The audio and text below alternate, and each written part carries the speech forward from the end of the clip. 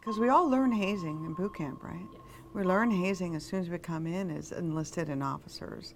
These are standard one each. These are ethical boundaries that we should never cross because you can bring down a whole team, the whole morale. It's just a horrible, horrible event. And it's something that we don't need to witness, we don't need to do, we don't need to execute because we're far better than that. But we do need to have the instruction in place so that we have guidelines for leadership and guidelines for sailors to learn and educate and talk like we're talking today about what hazing is and what hazing is not. So crossing the line ceremony is not hazing. When they're done with the traditional intent and they're done with the good humor and the good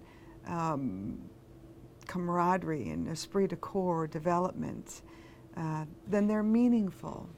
And yes, they will involve some unusual events that sometimes may appear humiliating or disapproving or not so enchanting when you're on the other side.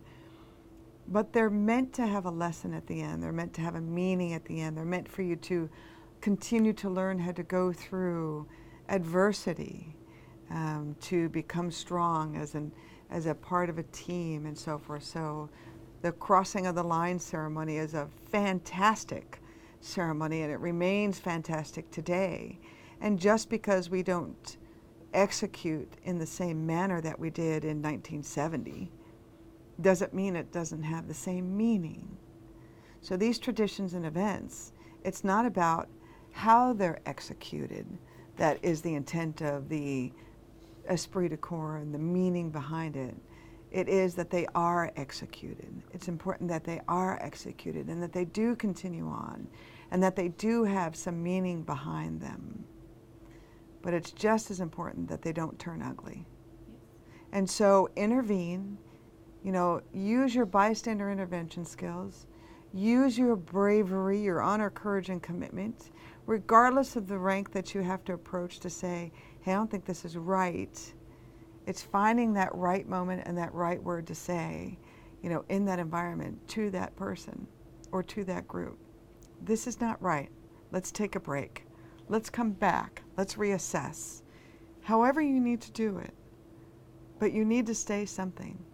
And then if it turns out that, okay, what was going on was evolutionarily correct, it was command endorsed, I was looking at it from this view, not this view, then you're educated. But I'd rather you be educated and learn from asking the question and using the hair on the back of the neck than avoiding it and not saying anything and people getting hurt. Don't wait for things to happen to you. Make them happen for you.